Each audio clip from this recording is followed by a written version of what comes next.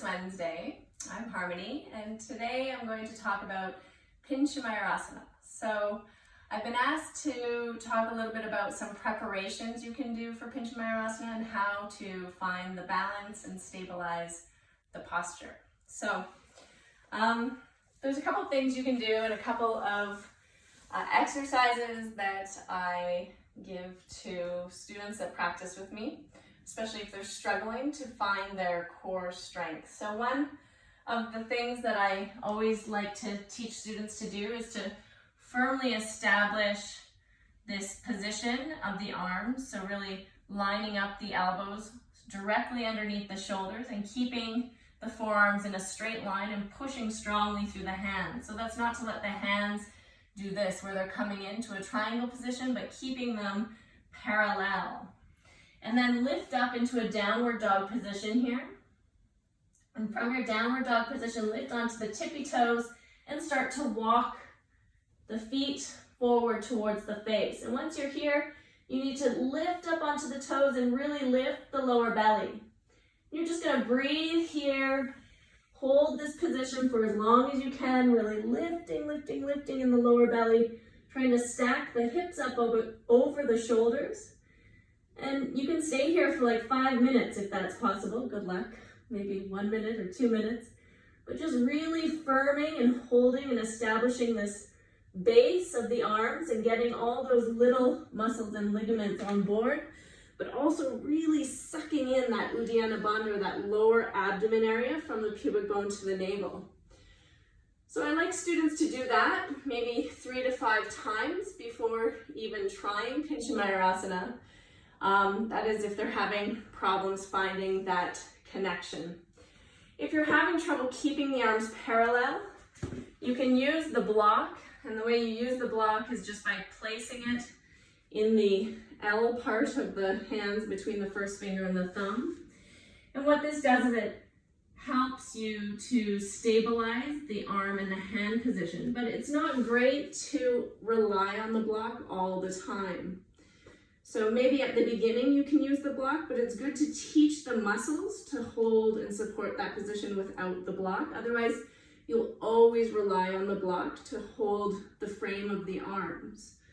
So then the other thing you can do is you can put the block against the wall, and it's the same idea. You're going to lift into a downward dog position and just walk the feet forward, as far forward as you can, and just hold this position.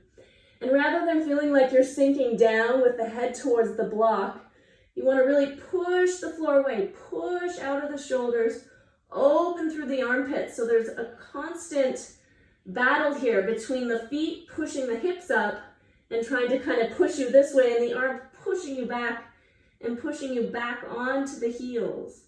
So you want to find that point that really gets into the lower belly, and all of a sudden you'll feel a very strong core awareness. So there's always using the wall to do Pincha Mayurasana. I don't really recommend this option so much, but you need to come maybe about a foot away from the wall with the hands.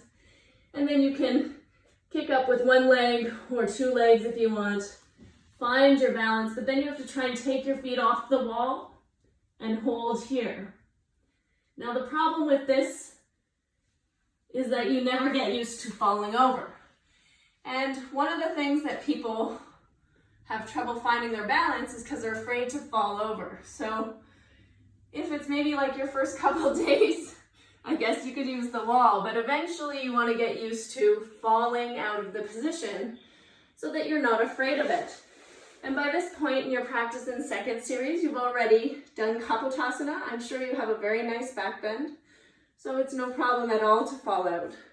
So then you just need to start working on it in the center of the room. Now I like to try and teach people to jump up right from the very beginning with 2 legs. It requires a little bit of oomph, but if you've done this preparation of bringing the hips over the hands and establishing your foundation with the arms, jumping's no problem. You just bend the knees and up you go. And then you're there. And you can hold here for as long as you want. If you fall out, it really just turns it to a back bend. And it's not really a big deal at all. You just gracefully come out, hide your face, and go and try again. Now, if you are going to kick up with one leg at a time, I would recommend trying to establish that straight line through the body first. So again, you've done your work of really firming your foundation, finding this lift through the belly, walking the feet forward, resisting the press through the shoulders, and then try and lift your one leg up.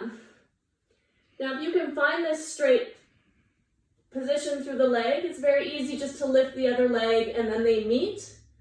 And there's a lot of control there in how you're lifting up.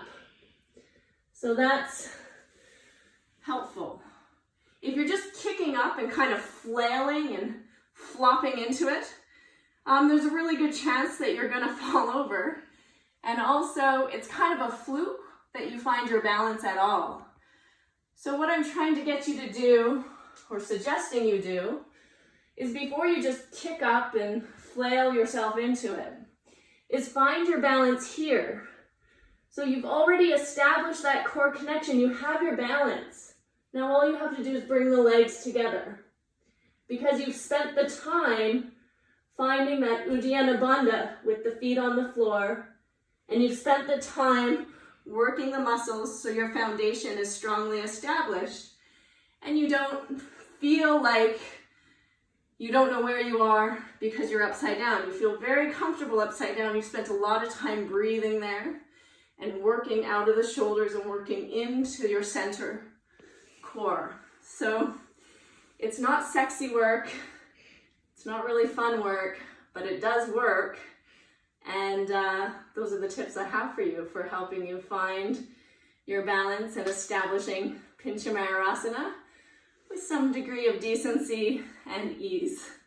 So thanks for listening, and I hope that helps.